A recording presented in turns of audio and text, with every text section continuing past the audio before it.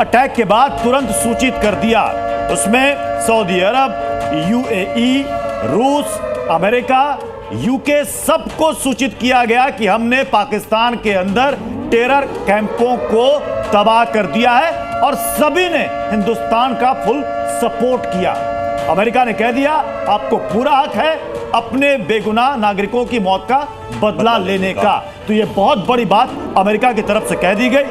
तुर्की, चीन, ईरान की तरफ से कोई बयान पाकिस्तान के समर्थन में नहीं आया। पाकिस्तान के पास अब ऑप्शंस क्या नजर आ रहे हैं आपको, अगर आप देखें? देखिए, पाकिस्तान के ऊपर जो मुझे ऑप्शन नज़र आ रहे हैं कि इनकी लड़ने की कैपेसिटी नहीं है। जब कैपेसिटी नहीं है तो ये फिर जाके रोइंग इंटरनेशनल पटल पे है कि इसका समझौता सरेंडर कर देगा पाकिस्तान, और अगर उसने किया तो 4 दिन से ज़्यादा टिक नहीं पाएगा। जो जितना बचा कुचा पाकिस्तान है वो भी बर्बाद हो जाएगा। वहाँ के लोगों के पास खाना नहीं है, पानी के लिए पीने के लिए पानी नहीं है, और वहाँ का पेट्रोल वगैरह खाना सब आर्मी ने ले लिया है। डेली उनकी करीब 40 लाख डॉलर्स की आर्मी को सिर्फ सस्टेन करने के लिए वहाँ पर था, और अभी जिस तरह के अटैक हुए हैं उनका जो फॉरेन रिजर्व है वो सिर्फ $8 बिलियन है। आगे जो है उनको IMF कोई फंड देगा नहीं, FATF की ग्रे लिस्ट में दोबारा आ जाएंगे। तो देखिए, सब कुछ चीज ये चलती हैं धन से, उनके पास मनी बिल्कुल भी नहीं तो है। 18% तो कल उन्होंने बजट बढ़ाया, अपना रक्षा बजट 18% बढ़ा दिया उन्होंने। बढ़ाने से क्या होता है? वो कागजों पे आप बढ़ाते रहिए, जब ग्राउंड पे कुछ है ही नहीं, जब खजाने में कुछ नहीं है, पेपर पे लिखते। उन्होंने 18% क्या बढ़ाया? उन्होंने जो है असेंबली के अंदर अपने जो उनके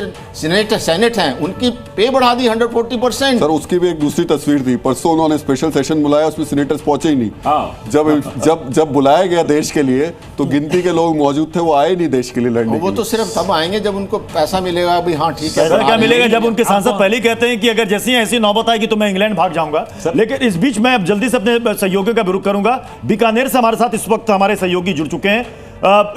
यह कहा जा रहा है कि बीकानेर से भी एक अटैक हुआ है पाकिस्तान में, और आज राजस्थान में एयरफोर्स की एक एक्सरसाइज भी है। क्या जानकारी है आपके पास?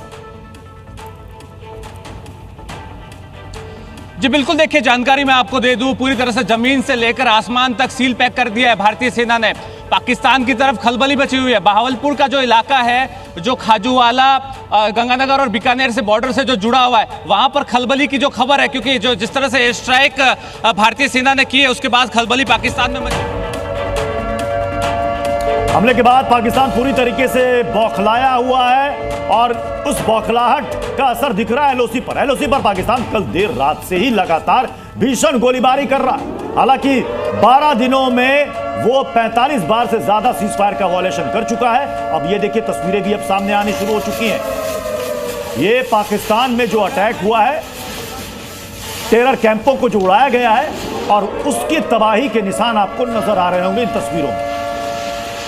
अब सुबह उठ करके पाकिस्तान अपने टीन टपरी और जो बाकी जो है वो अस्थि पंजर, उनको समेटने में भी अभी लगेगा। और रजत भी हमारे साथ जुड़े हुए। रजत, आपके पास क्या जानकारी है एलओसी से? जी बिल्कुल, लगातार हम इस समय नौशहरा एलओसी पर मौजूद हैं, जो कि इसके अगर हम पार के इलाके की बात करें तो यहाँ पर जो कोटली का इलाका पड़ता है, जहाँ पर ये जो स्ट्राइक है वो की गई है। कई सारे लॉन्च पैड उड़ाए गए हैं, और अभी अगर बात करें तो रुक रुक कर फायरिंग हो रही है। पर पुंछ इलाके की बात करें तो हैवी शेलिंग वहाँ पर हो रही है, आर्टिलरी फायरिंग हो रही है। इसके अलावा इसी को देखते हुए प्रिकॉशनरी मेजर के तौर पर पुंछ, राजौरी के साथ साथ जम्मू, सांबा और कठुआ इंटरनेशनल बॉर्डर पर भी पूरी तरह से स्कूलों को बंद कर दिया गया है। शैक्षणिक संस्थानों को यहाँ पर फिलहाल के लिए अगले आदेश तक छुट्टी दे दी गई है, क्योंकि पाकिस्तान लगातार नापाक साजिशें जो है वो रचता रहा है, और अभी भी जिस तरह से उसने एक बड़ा जो घाव है वो देर रात झेला है, अब उससे कहीं ना कहीं वो कोशिश कर रहा है कि जम्मू कश्मीर में हमले कर सके और इस तरह की। और एक और बड़ी खबर आ रही है ऑपरेशन सिंदूर से जुड़ी हुई। पल पल की हर अपडेट जी न्यूज पर आप देख रहे हैं।